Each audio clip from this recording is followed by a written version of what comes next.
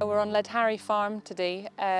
It is 1,300 hectares of mainly hill, but we have quite a lot of low ground where we make our silage for the winter. We run about 750 blackface hill ewes and also a herd of farmed red deer, about 75 hinds.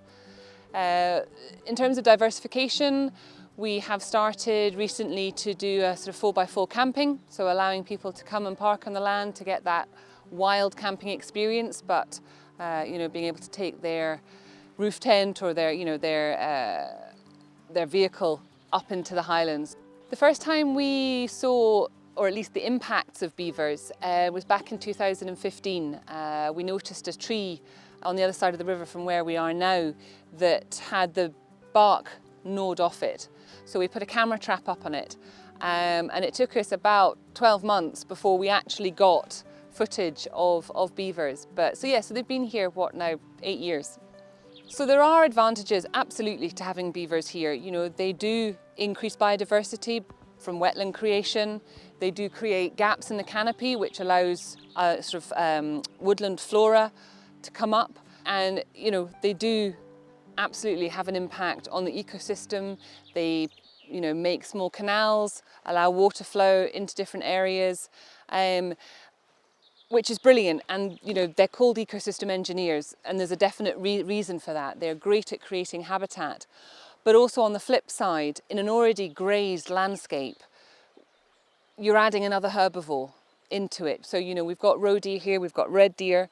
This part of the farm isn't actually grazed by livestock. We leave it we call it the wilderness. It's a wonderful place for biodiversity, but it is already grazed. So these little suckers that are coming up from the roots of the aspen trees perhaps don't get a chance to get away. So we've put this weld mesh around the adult trees, but also from the younger shoots to try and protect them. We also find, especially in this aspen grove where they've felled quite a few of the trees, often the trees get hung up, which does cause us almost a public liability issue, in that we've got quite substantial trees partially felled, if you like. So what we do is to allow the beaver to harvest that resource, because if we felled the tree and took it away, they'd just go on and fell the next tree. So we fell the tree, allow them to harvest the smaller branches, the bark off the main trunk.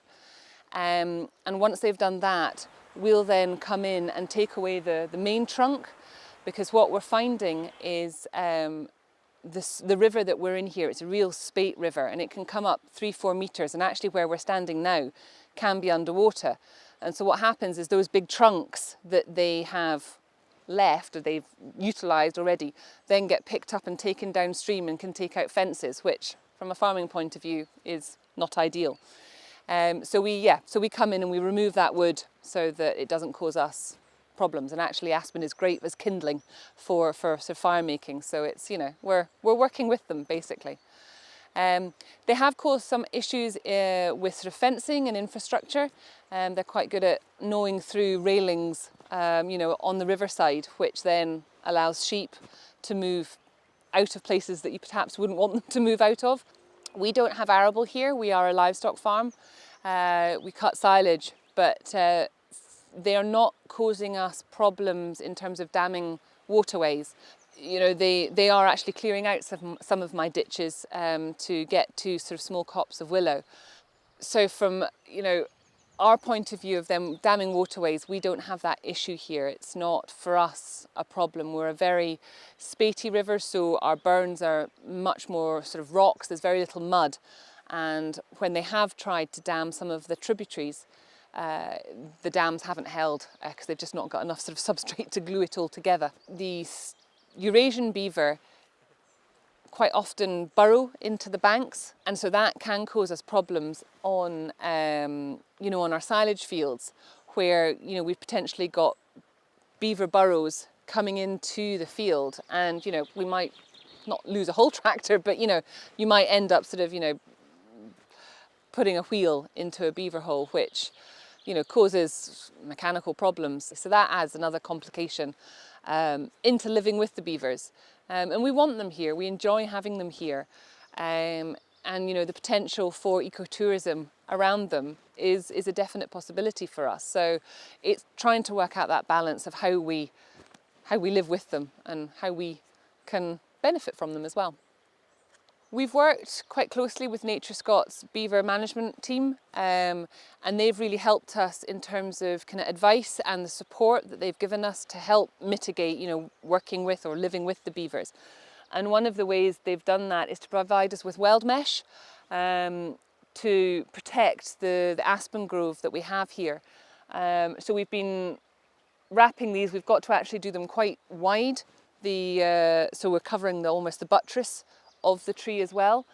And again, that just helps us to keep this resource in here. They still have a lot of other trees that they can go for. They quite like the willow, and I think, a local ecologist has actually shown that they eat over 100 different plants. So it's not just trees that they're looking at eating.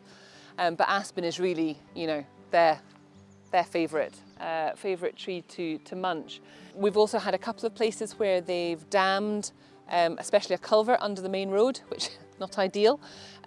So I've spent some time removing that, and they've filled it in 2 or 3 times, but I think they've now got the message that that's perhaps not, I don't think Transport Scotland would be very happy with the main road being eroded away.